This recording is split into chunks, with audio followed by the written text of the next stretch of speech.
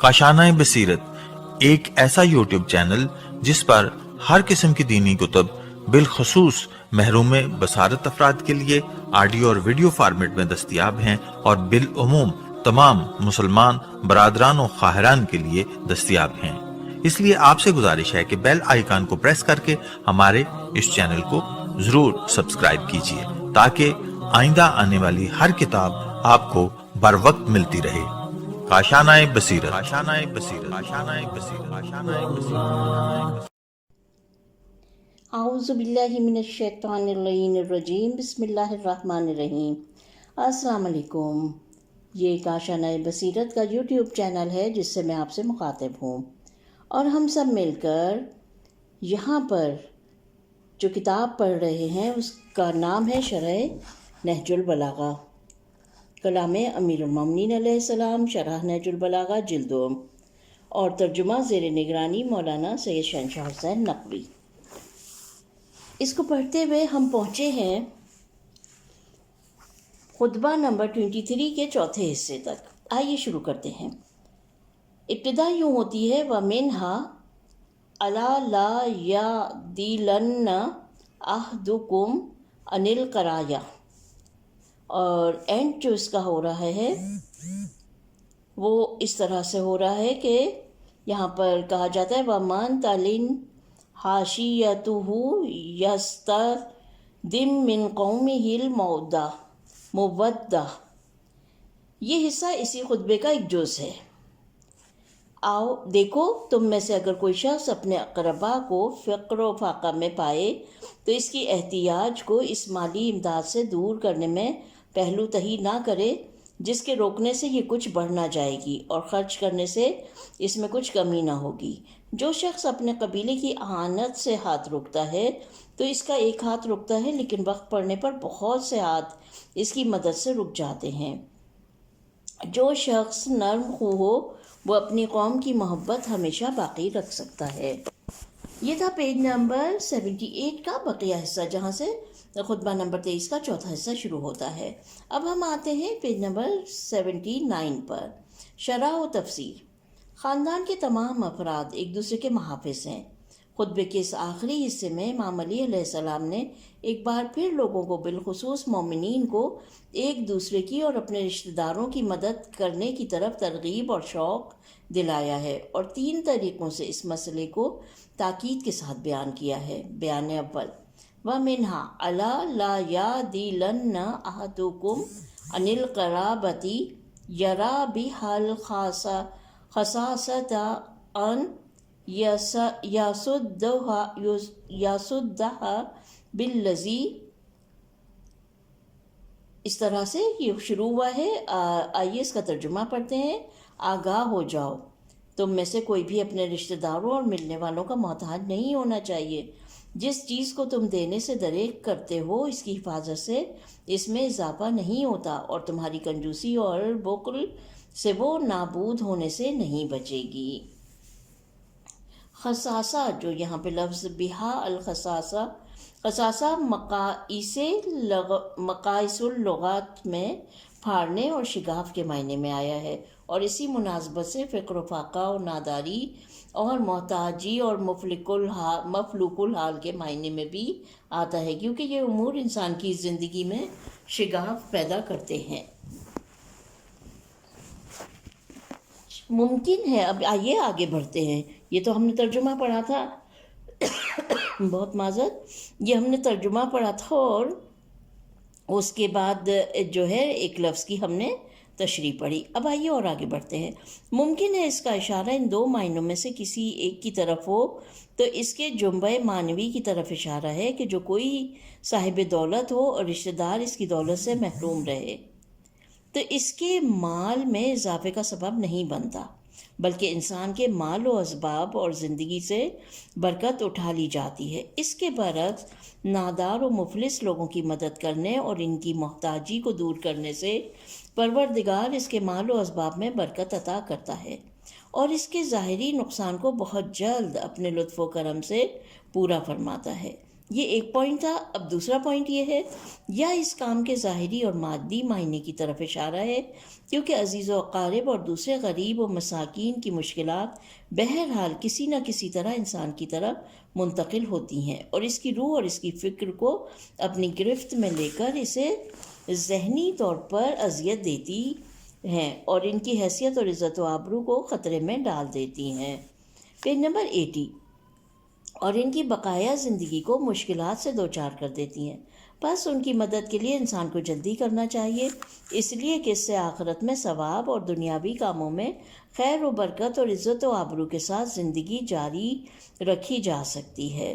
حدیث مبارکہ میں آیا ہے کہ حضرت علی علیہ السلام فرماتے ہیں، اس کے مال میں، ترجمہ پڑھ رہی ہوں میں، اس کے مال میں برکت ہوتی ہے جو زکوٰۃ دے اور مومنین کی مدد کرے اور رشتہ داروں سے صلہ رحمی کو برقرار کرے. یہ بحر الانوار کی جلد نمبر 74 پیج نمبر 413 پر. بیان دوم. امام علیہ السلام فرماتے ہیں، انسان اپنے رشتہ داروں اور خاندان والوں کی مدد کرنے سے کیوں آنکھ چراتا ہے؟ اگر یہ کام کرے تو کیا اسے بہت بڑے خسارے اور نقصان کا سامنا کرنا پڑے گا؟ جیسا کہ اس خطبے کے چوتھے حصے کے ایک پارٹ میں یہ بیان کیا گیا ہے کہ وَمَنْ يَقْبِضْ يَدَهُ عَنْ عَشِيرَتِهِ فَإِنَّمَا تَقْبَضُ مِنْهُ عَنْهُمْ. اس طرح سے یہ شروع ہوا ہے. آئیے اب ترجمہ پڑھتے ہیں. جو شخص اپنے عزیزوں کی مدد سے ہاتھ روکتا ہے وہ ان سے صرف ایک ہاتھ روکتا ہے، جبکہ اس کی وجہ سے بہت سے ہاتھ اس کی مدد سے رک جاتے ہیں. کوئی عاقل انسان ایسا کام نہیں کرتا اور اس بات کے لیے تیار نہیں ہوگا کہ ایک معمولی فائدے کی خاطر بہت بڑے فائدے کو ہاتھ سے جانے دے. بیان سوم یعنی تیسرا بیان. امام ایک اور نقطے کی طرف اشارہ فرماتے ہیں، وَمَنْ تَلِنْ حاشیتہ. جس نے اپنے رشتہ داروں کے ساتھ پر محبت اور نرم رویہ اپنایا، اس نے ان کی دوستی اور محبت کو ہمیشہ کے لیے خرید لیا. یہ میں نے جو جملہ تھا اس کا شروع کا حصہ عربی میں پڑھا تھا، اس کے بعد پورا ترجمہ بیان کیا ہے. بہت دیکھا گیا ہے کہ جب کسی خاندان یا قبیلے کا کوئی فرد مالدار ہو جاتا ہے اور تکبر اور بخل کی وجہ سے ان تمام سب سے دوری اختیار کرنے لگتا ہے، جس کی وجہ سے کل تک جو اس کے دوست ہوا کرتے تھے وہ آج دشمن ہو گئے. اگر نعمت خداوندی کی نسبت شکر ادا کرتا اور عجز و انکساری اور سخاوت کو اپنا شیوا بناتا تو ان کی محبت اس سے دور ہونے کی بجائے اس میں اضافہ ہو جاتا. Page number 81. قابل توجہ امر. یہ موضوع قابل توجہ ہے کہ مذکورہ بالا جملے میں کلمہ حاشیتہ دو معنی لیے ہوئے ہے. اول، جس طرح اوپر کی تفسیر میں آیا ہے کہ اس کے مطابق شاید یہ انسان کی اپنی صفات اور روحی کیفیات کی طرف اشارہ ہو. دوم، یا اس کے اطراف میں رہنے والوں اور کام کرنے والوں کی طرف اشارہ ہے. بنا بری ترجمے کا تفسیری مفہوم اس طرح ہوگا کہ انسان کے طرفدار اور خدمتگار لوگوں سے محبت، نرم مزاجی اور انکساری سے پیش آتے ہیں اور دور اور نزدیک کے لوگوں کی مہر و محبت حاصل کرنے کی راہ ہموار کرتے ہیں. بہت سے ایسے لوگوں کو دیکھنے کا موقع ملا ہے کہ خود تو بہت اچھے ہیں مگر ان کے طرفدار غم و غصے والے اور لوگوں کے ساتھ بدتمیزی سے پیش آتے ہیں، جس کی وجہ سے لوگ ان نیک انسانوں کے نزدیک بھی نہیں آتے اور دور بھاگتے ہیں. نقطہ. رشتہ داروں کے ساتھ مضبوط بندھن کی برکات. اگرچہ آیات و روایات میں صلہ رحمی اور رشتہ داروں کے ساتھ صحیح رابطہ برقرار رکھنے کو ایک وظیفہ الہی اور انسانی ذمہ داریوں میں سے ایک ذمہ داری بتایا گیا ہے، اس کے بارے میں بتایا جا چکا ہے کہ خداوند متعال کے بتائے ہوئے طریقوں سے اسے پورا کیا جانا واجب ہے. لیکن بے شک اس الہی اور انسانی وظیفے کی انجام دہی کے ظاہری طور پر بھی بہت عظیم برکات ہیں، جن کی طرف خطبے کے آخری حصے میں بہت خوبصورت تعبیرات کے ذریعے اشارہ ہوا ہے. اہم ترین کام یہ ہے کہ انسان کو چاہیے کہ وہ اس رشتے کو مضبوط کرے جو قوم اور اعزاء سے متعلق ہے اور غلطیوں کے ذریعے اس سے تعلق نہ توڑے. نعمتوں کی فراوانی اور آرام و راحت کے وقت انسان کو چاہیے کہ رشتہ داروں کے ساتھ نیکی کرے. تاکہ جب وہ کسی مصیبت، بحران اور طوفان میں گرفتار ہو تو یہ لوگ اٹھ کر اس کی مدد کریں۔ حقیقت یہ ہے کہ زندگی کی تمام مشکلات سے لڑنا اور کامیاب ہونا ایک شخص کا کام نہیں ہے۔ جب کبھی ایسے حالات پیدا ہو جائیں تو گروہی شکل میں لوگوں کو مدد کے لیے بلایا جاتا ہے۔ Page number 82۔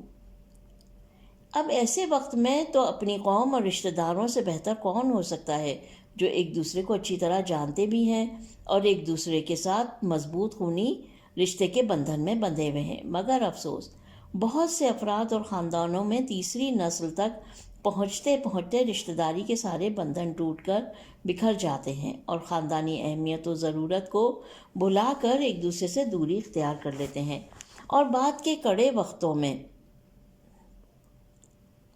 آنے والے سخت حادثات اور بلاؤں کے مقابلے میں دفاعی ہمت اور جرات ختم ہو جاتی ہے۔ اس سلسلے میں جو مثالیں روایات میں آئی ہیں وہ یقیناً ایسے ہی مواقع کے لیے بیان کی گئی ہیں۔ حضرت امام جعفر صادق علیہ السلام سے ایک حدیث نقل ہوئی ہے، فرماتے ہیں صلہ رحمی، میں ترجمہ پڑھ رہی ہوں اس کا، صلہ رحمی اور اپنے رشتہ داروں کے ساتھ تعلق رکھنے اور پڑوسیوں کے ساتھ اچھائی اور حسن سلوک سے پیش آنے سے گھروں اور شہروں کو نئی زندگی ملتی ہے اور لوگوں کی عمریں طویل ہو جاتی ہیں۔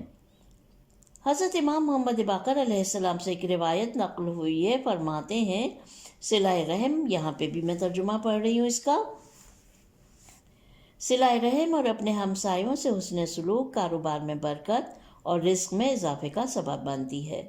یہ دونوں جو احادیث ہیں یہ بحار الانوار کی جلد نمبر 71 میں ہے۔ پہلی حدیث جو کہ امام جعفر صادق علیہ السلام سے منسوب ہے وہ پیج نمبر 97 پر، اور دوسری حدیث جو کہ امام محمد باقر علیہ السلام سے نقل کی گئی ہے وہ بحار الانوار کی جلد نمبر 71 میں ہی پیج نمبر 111 پر بتائی گئی ہے۔ یہ ریفرنس جو ہے اس میں یہ لکھا ہوا ہے۔ ایک اور حدیث امام محمد باقر علیہ السلام سے مروی ہے کہ آپ نے فرمایا صلہ رحم انسان کے اعمال کو ثمر آور کر دیتی ہے اور مال و دولت میں اضافہ، بلاؤں کو اس سے دور کر دیتی ہے اور قیامت میں حساب و کتاب آسان اور موت کو اس سے ٹال دیتی ہے۔ اس کے برعکس رشتہ داروں سے قطع رحم اور رشتے ناطے توڑنے کی وجہ سے دنیا میں انسان کی زندگی ایک دردناک عذاب سے گزرتی ہے اور آخرت میں سخت عذاب کا مستحق قرار پاتا ہے۔ اس بحث کو پیغمبر اکرم صلی اللہ علیہ وسلم کی حدیث مبارکہ کے ساتھ ختم کرتے ہیں۔ آپ نے فرمایا، ترجمہ پڑھتے ہیں کہ جبرائیل نے مجھے خبر دی کہ بہشت کی خوشبو 1000 سال کے فاصلے سے آتی ہے، لیکن 3 گروہ ایسے ہیں جو اسے کبھی محسوس نہیں کر سکتے۔ نمبر 1، وہ شخص جو ماں باپ کی طرف سے عاق ہو گیا ہو۔ نمبر 2، وہ شخص جو اپنے رشتہ داروں سے قطع تعلق کرے اور صلہ رحم توڑے۔ نمبر 3، وہ بوڑھا شخص جو زنا جیسی بدکاری میں مبتلا ہو۔ مذکورہ بالا مثال بہت اہم معنی کی حامل ہے۔ اس کا مفہوم یہ ہے کہ یہ 3 گروہ نہ صرف یہ بہشت میں نہیں داخل ہوں گے بلکہ ہرگز اس کے نزدیک بھی نہیں ہو سکیں گے۔ ممکن ہے یہاں یہ پوچھا جائے کہ یہ صلہ رحم کیا چیز ہے؟ اس سے مراد یہ ہے کہ آپس میں پیار و محبت برقرار رکھو اور مشکلات کے وقت ایک دوسرے کی مدد کرو اور ایک دوسرے کے حالات سے باخبر رہو۔ انسان جس قسم کے حالات سے دوچار ہو اسی کے مطابق اس کی مدد کرنے کی کوشش کرو۔ مثال کے طور پر بعض مرتبہ کوئی مسئلہ ایک سلام کرنے یا ٹیلی فون کرنے سے حل ہوتا ہے تو اس مسئلے کو اسی طرح حل کریں۔ امیر المومنین علیہ السلام سے ایک حدیث میں آیا ہے کہ آپ نے فرمایا صلوا ارحامکم ولو بالتسلیمی، اپنے رشتہ داروں سے صلہ رحم برقرار رکھو اگرچہ ایک سلام کے ذریعے ہی کیوں نہ ہو۔ صلہ رحم کی اہمیت اور مادی اور معنوی لحاظ سے اثرات کے بارے میں خدا نے چاہا تو مناسب وقت پر کچھ اور مطالب بھی بیان کریں گے انشاءاللہ۔ اس خطبے کے آخر میں علامہ رضی رحمۃ اللہ علیہ مزید توضیح بیان کرتے ہوئے فرماتے ہیں، اب یہاں پہ پورا عربک میں عبارت ہے. الغفیرتا ہا ہنا زیادتا الزیادتا والکسرہ من قولہم للجمع الکثیر الجمع الغفیر والجمع الغفیر ویروی افوتا من اہلا. اب یہ من اہلا ہوگا یا من اہلا کیونکہ زیر زبر نہیں لگا ہوا اس پہ. من اہل او مال والافوا الاخیار من الشیء یقال اکلت افوت طعام. اچھا یہاں پڑھ میں اس لیے رہی ہوں، یہاں پہ زیر زبر پیش نہیں ہے، مجھے نہیں پتا کہ میں کس حد تک اس کو صحیح پڑھ پا رہی ہوں، مگر پڑھ اس لیے رہی ہوں کہ مختلف جو الفاظ ہیں ان کے میننگ آگے لکھے ہوئے ہیں. ہم پہنچے تھے یہاں تک کہ یقال اکلت افوتت طعام ای خیارہ وما احسن المعنی الذی ارادہ علیہ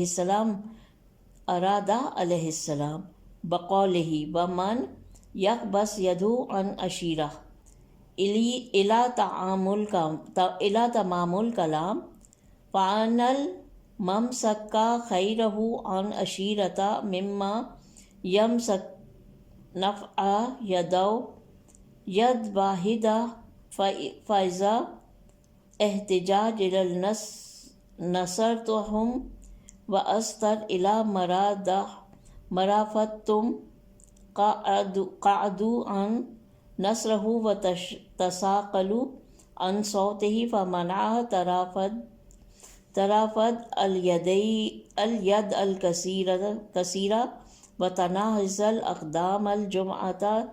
سید رضی فرماتے ہیں یہاں پر الغفیرہ اہل اور مال کے معنی میں ہے، جیسے بالکل ابتدا میں ہی آئے نا الغفیرہ، تو کہتے ہیں یہاں پہ اہل اور مال کے معنی میں ہیں. پھر اس کے بعد آگے پر آتا ہے کہ افوتا کسی شے کے عمدہ اور منتخب حصے کو کہتے ہیں، جیسا کہ کہا جاتا ہے اکلت افوتت طعام، یعنی میں نے عمدہ اور لذیذ کھانا کھایا.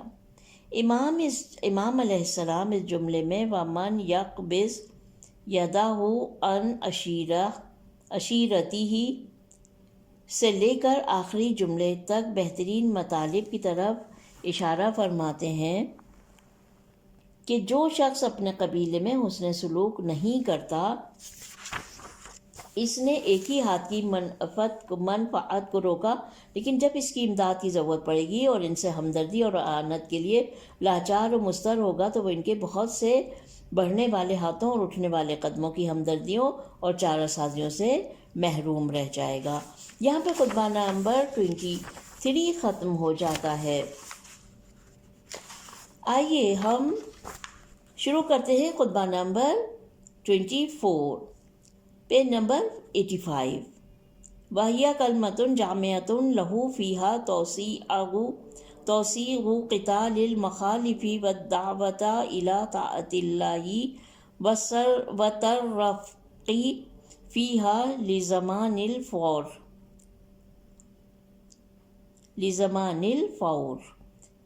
بسم اللہ الرحمن الرحیم. یہ ایک ایسی جامع گفتگو ہے کہ جسے امام علیہ السلام نے لوگوں کو اللہ کی اطاعت اور اس کی راہ پر چلنے والوں کی نجات و کامیابی کے سلسلے میں ارشاد فرمایا.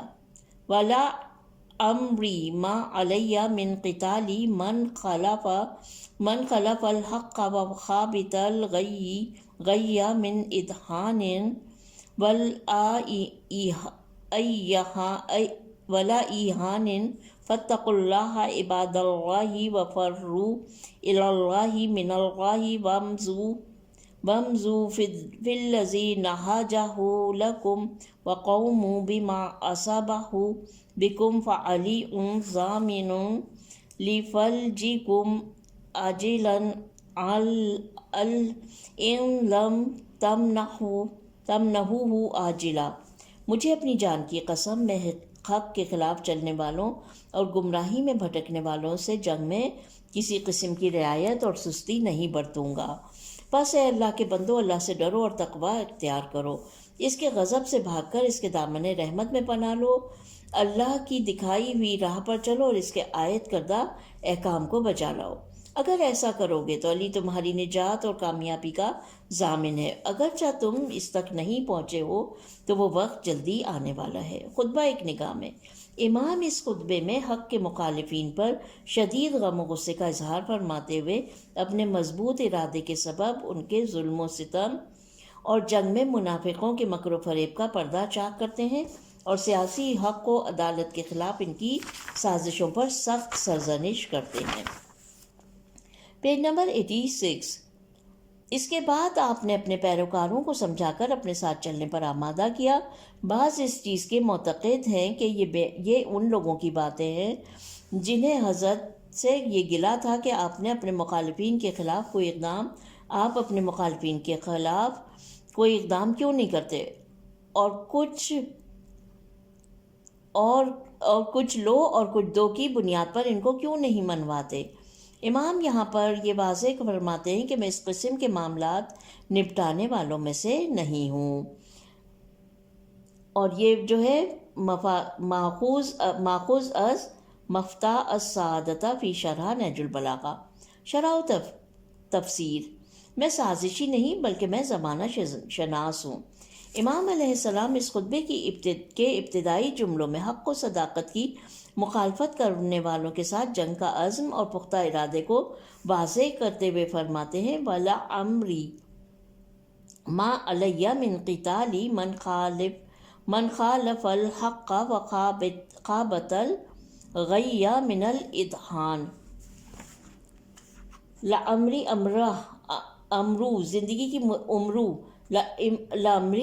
امرو زندگی کی مدت کے معنی میں آتا ہے۔ جب عمر عین کو فتح کے ساتھ کہے گا، یہاں پر الامری کا مبتدا و خبر دونوں محذوف ہوں گے۔ اصل میں عمری عین ضمہ کہے گا تو اس کا معنی ہوگا مجھے اپنی جان کی قسم۔ مجمع البحرین میں اس کے بارے میں سوال اٹھا کہ کس طرح قرآن مجید میں غیر خدا کی قسم کھائی گئی ہے جبکہ قسم صرف اور صرف خدائے وحدہ یکتا کی کھائی جاتی ہے۔ اس کا جواب یہ ہے کہ یہ قسم حقیقی نہیں بلکہ قسم کی شکل ہے، یا اس کے اندر یہ پوشیدہ ہے کہ بواہب عمری و عمرک، اس ذات کی قسم جس نے مجھے اور تمہیں زندگی عطا کی۔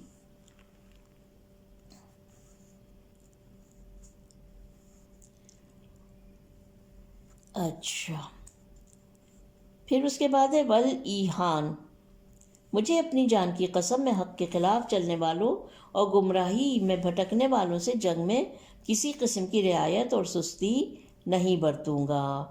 ایحان کا مادہ دہن ہے، یہ ضعف اور سستی کے معنوں میں آتا ہے۔ ان دونوں مثالوں خالف الحق اور خابط الغی میں فرق یہ ہے کہ پہلا جملہ خصوصی طور پر جان بوجھ کر حق کے خلاف چلنے والوں کی طرف اشارہ ہے، جبکہ دوسرا جملہ نادانی اور جہالت اور غلطی اور گمراہی کی بنا پر حق کی مخالفت کرنے والے کی جانب اشارہ ہے۔ ادھان کی مثال چاپلوسی اور جھوٹی تعریف کرنا، اور ایحان سستی کرنا۔ یہ اس بات کی طرف اشارہ ہے کہ جنگ نہ کرنے کے اسباب یہ دو امور ہیں، یا دشمن کے ساتھ مل جانا یا اپنی بزدلی اور کمزوری کا اظہار کرنا، اور کیونکہ ان دونوں عوامل کا ذات امام سے کوئی واسطہ نہیں، لہٰذا حق کی مخالفت کرنے والوں سے ان کی جنگ قطعی اور دشمنان اسلام کے ساتھ دوستی ممکن نہیں۔ Page number 87۔ یہی معنی امام کی کسی دوسری گفتگو میں آئے ہیں۔ ایک جگہ مسلمان رہنماؤں عام روش سے متعلق فرماتے ہیں خداوند متعال کے حکم کو صرف وہی لوگ جاری کر سکتے ہیں جو سازشی کار نہ ہوں اور اہل باطل کے پیروکار نہ ہوں اور لالچ و طمع کے غلام نہ ہوں۔ اچھا، یہ کلمات القصار میں سے ہے۔ خداوند متعال کے حکم کو صرف دو ہی لوگ جاری کر سکتے ہیں، یہ کلمات القصار میں سے۔ اور دوسرا جو ہے وہ یہ ہے کہ یہ خطبہ نمبر 104 میں پیام امام ہے، یہ میں نے جو سائڈ میں ڈسکرپشن ہے وہاں سے بتایا۔ ایک اور جگہ اپنی ذات کے بارے میں فرماتے ہیں، خدا کی قسم میں لشکر پیغمبر اکرم کے ساتھ تھا اور ان کو آگے بڑھنے کی طرف شوق دلا رہا تھا، یہاں تک کہ دشمن کو مکمل طور پر پیچھے کی طرف دھکیل دیا اور تمام لوگ اسلام کے زیر سایہ جمع ہو گئے، اور اس راہ میں کبھی کسی قسم کی کمزوری اور ڈر میں نے محسوس نہیں کیا۔ میں نے کبھی خیانت نہیں کی اور سستی کو خود پر غالب ہونے نہیں دیا۔ امام علی علیہ السلام اس گفتگو کے بعد لوگوں سے چند اہم باتوں کی سفارش کرتے ہیں۔ پہلی نصیحت تقوی و پرہیزگاری کے بارے میں فرماتے ہیں، فاتقوا اللہ عباد اللہ، اے اللہ کے بندو، اللہ سے ڈرنے کو اپنا پیشہ بناؤ۔ تقوی انسان کی باطنی اور معنوی کیفیت کا نام ہے جو خوف الہی سے پیدا ہوتا ہے اور انسان کے باطنی گناہوں کی مخالفت اور خدا کی اطاعت کی طرف توجہ کا نام ہے۔ تمام نیکیوں کا اصل سرچشمہ اچھائیاں ہیں۔ یہی وجہ ہے کہ ہر جگہ تمام اخلاقی و اجتماعی اور دینی ہدایت اور اطلاعات کے موضوعات کے مقدمات کی تاکید کرتا ہے۔ دوسری نصیحت، امام اپنی دوسری سفارش میں فرماتے ہیں، وَفَرُّوا إِلَى اللَّهِ مِنَ اللَّهِ،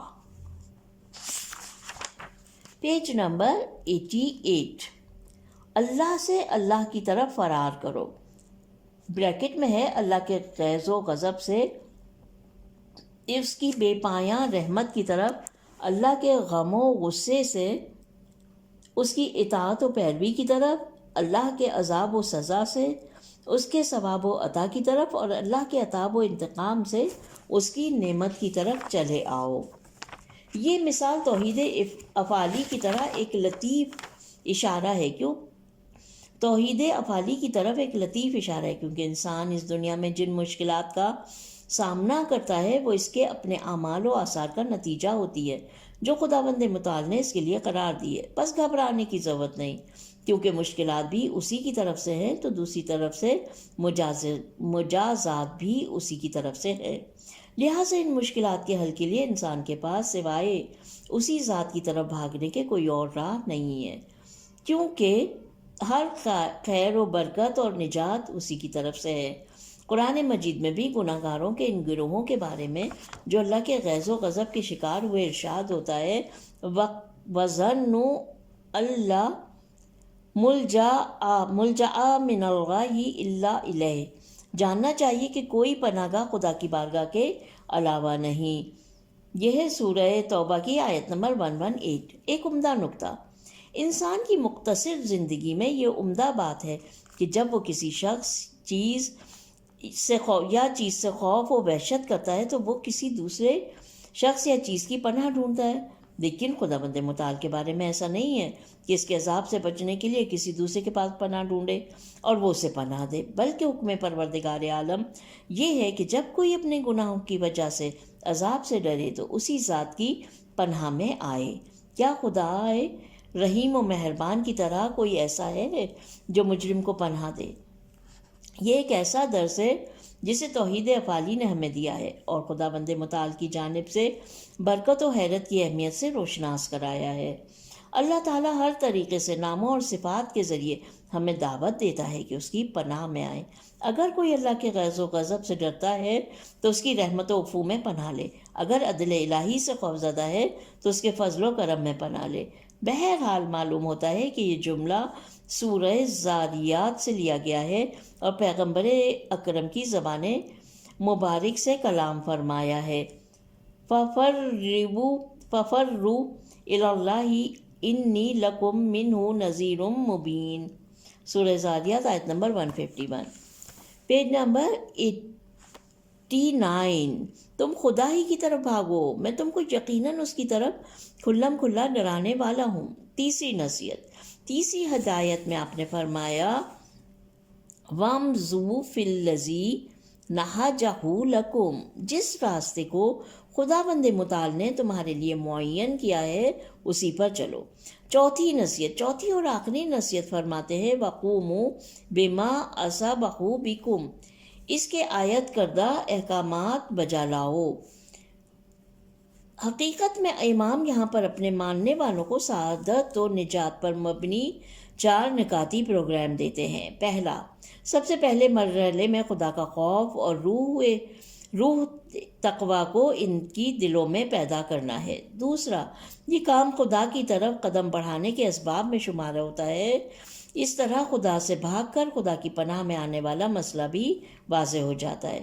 تیسرا، جب بھی حرکت شروع کرے تو اس راہ میں ایمان اور پختہ عقیدے کے ساتھ قدم بڑھائے کہ جسے خدا نے اس کے لیے معین کیا ہے۔ چوتھا، اس عملی مرحلے میں تکلیفوں اور وظائف کے ساتھ جو اس کے لیے مقرر کیے گئے ہیں قیام کرنا چاہیے۔ سوال، ممکن ہے یہاں یہ پوچھا جائے کہ یہ چاروں نصیحتیں جو تفریح سے شروع ہوتی ہیں خطبے کے اصل متن سے ان کا کیا تعلق ہے کہ جس کی وجہ سے حق کی مخالفت کرنے والوں سے ارادے کے ساتھ جنگ کی بات کی گئی ہے؟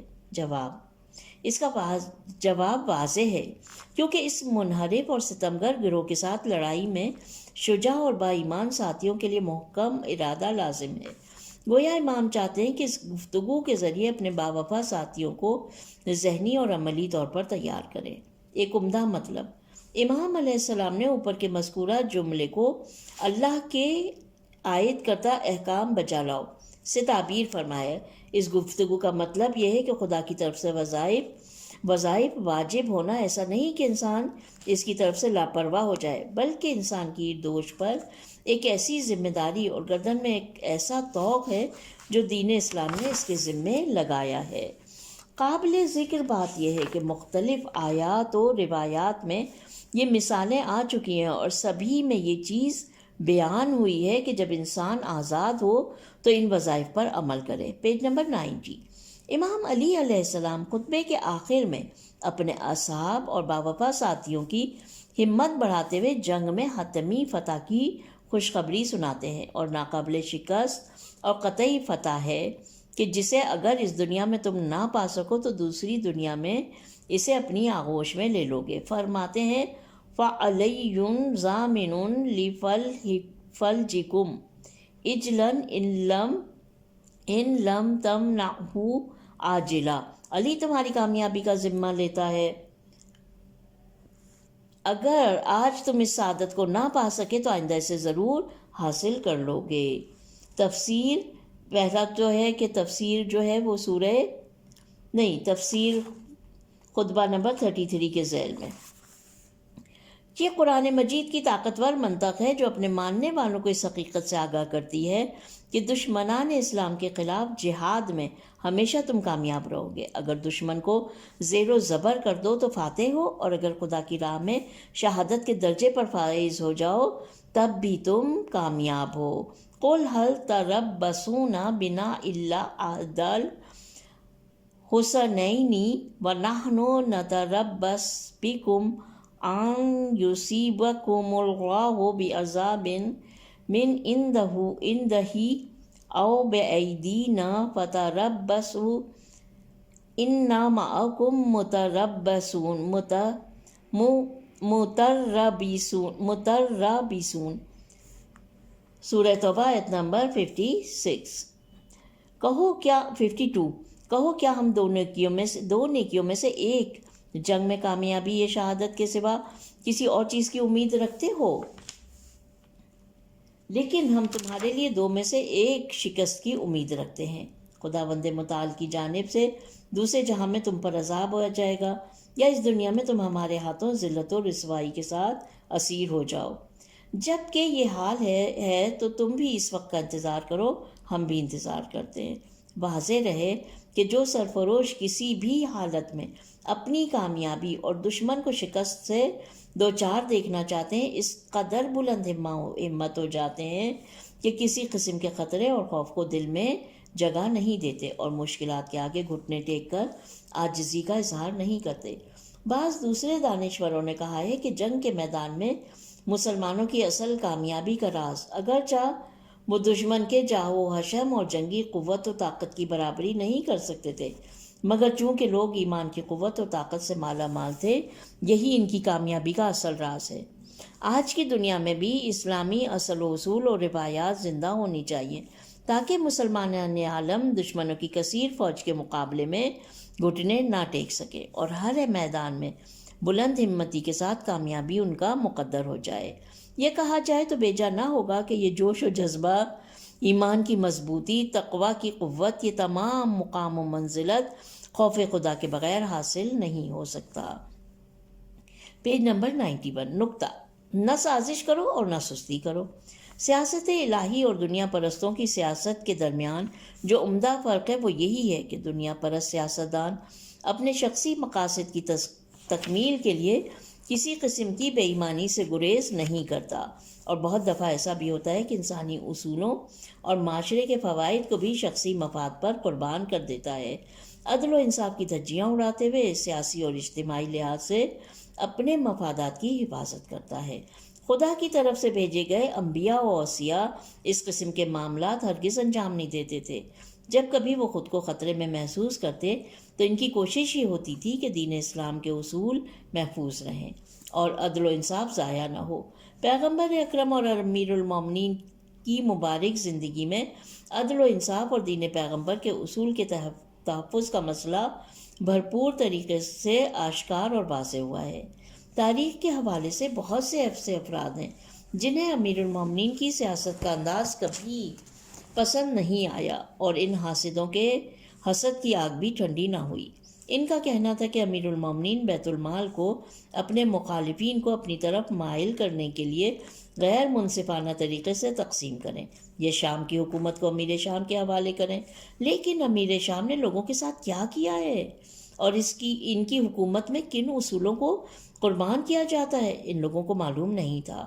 یا یہ کہ عبد الرحمن بن عوف کی بات کو 6 رکنی ٹیم کے حوالے سے تسلیم کیا جائے یا اسلامی حکومت کے اہم عہدوں کو طلحہ و زبیر کو دیا جائے۔ ان مفسدوں نے پیغمبر اکرم کے ساتھ بھی یہی رویہ رکھا تھا۔ وہ چاہتے تھے کہ پیغمبر اکرم کسی صورت غریبوں اور مساکین کے ساتھ نہ بیٹھیں اور انہیں اپنے آپ سے دور کر دیں۔